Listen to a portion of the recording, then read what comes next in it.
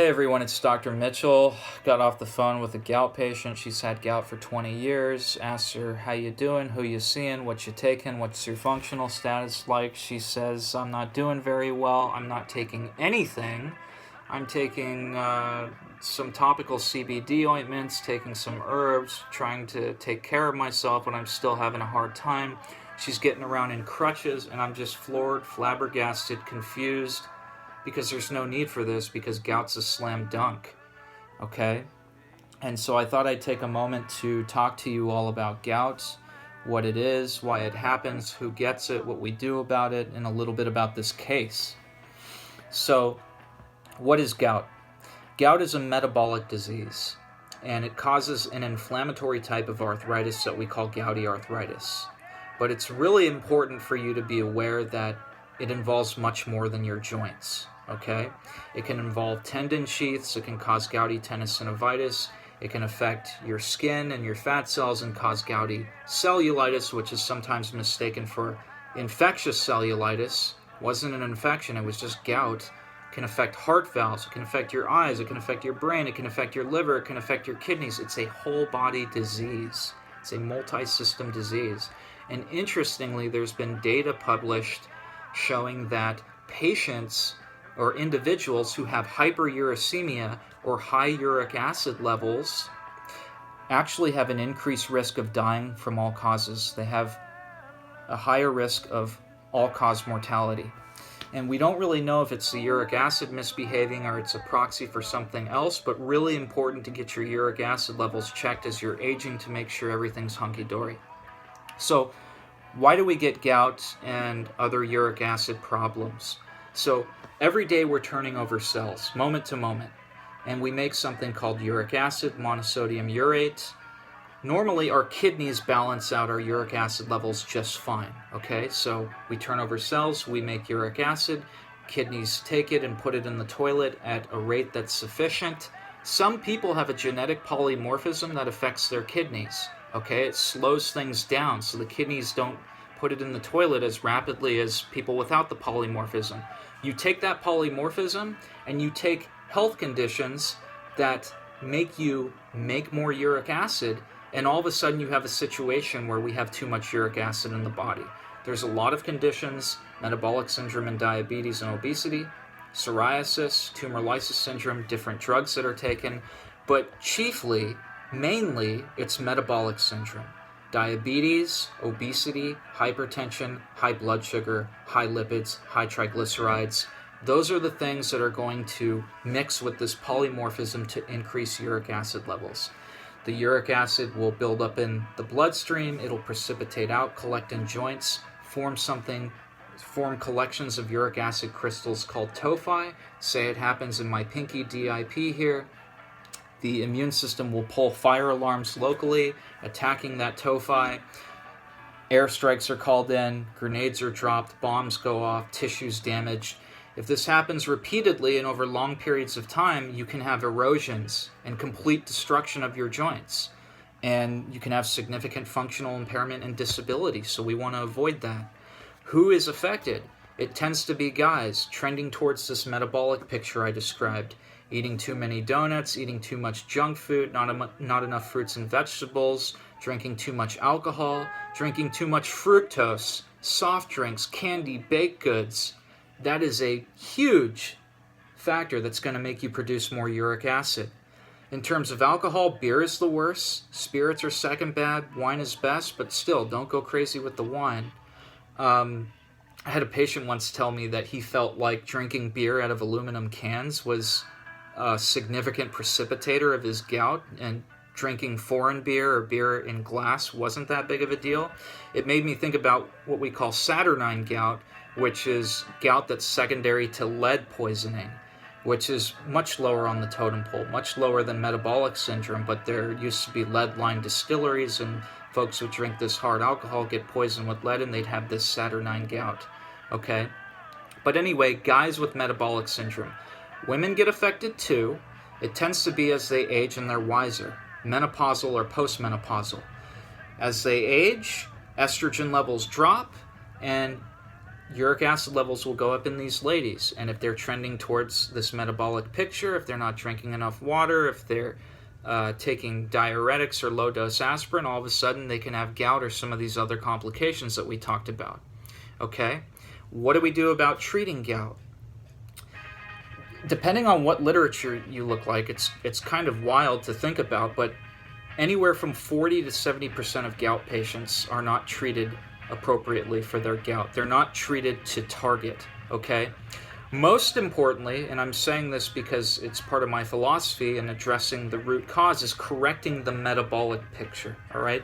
Finding a sustainable path to weight loss, eating more healthy, okay?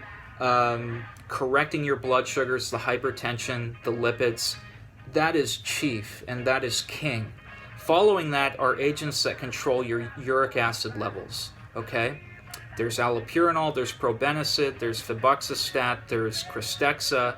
Before I talk about these guys, let's talk about the natural stuff. The natural stuff tends not to work. And I say that as a naturopath, believing that we want to use natural therapies and non-pharmacologic therapies before the drugs. But grandma's super uric acid formula, tart cherry, apple cider vinegar, none of that does anything to lower your uric acid levels. And we want to lower them to a target to prevent the gout flares. Those supplements and things will do a lot of other good things for your body, but they'll do nothing for the uric acid and the prevention of flares. A supplement that will do something is vitamin C. 500 to 1,000 milligrams, there's data published on that. It'll lower uric acid about half a point. Works as a uricosuric agent and helps you urinate out more uric acid. The drugs, allopurinol is where we usually go. Probenecid, dangerous for the kidneys. Febuxostat, too weak. Krystexxa, it's like a nuclear option. Hypersensitivities to it, it can flat out stop working. You got to get infusions, it's expensive. Allopurinol is where it's at. Many providers out there are not treating with allopurinol appropriately, and a large fraction of gout patients are only getting 50 to 100 milligrams and staying there, and they're still having gout flares. You need 300 milligrams or more to treat uric acid levels to a target level of under 6. In the UK, they do less than 5, but at any rate, less than 6 will give the kidneys a chance to catch up with the uric acid levels that are being produced. Allopurinol inhibits an enzyme called xanthine oxidase that produces uric acid. Okay? Safe drug, cheap, effective. Allopurinol. We have to watch out for allopurinol hypersensitivity syndrome, skin rashes, increasing eosinophils, decreasing platelets, funny liver enzymes. As simple as withdrawing the drug, not common, doesn't really happen that frequently. Stevens-Johnson syndrome, so rare it's not even worth talking about. And I'm forgetting what this other one is. Oh yeah, don't mix allopurinol with azathioprine. You'll cause a severe aplastic anemia, wipe out the bone marrow, and you will go off to wherever we go off when we die sooner than everybody else, or come back as a rabbit or a tapeworm or whatever. So don't mix allopurinol with azathioprine. Diet, stay hydrated, lose weight, control the metabolic picture. Allopurinol, transiently. You may not need it for the rest of your life. Once you get the metabolic picture intact, you can peel back on the medications.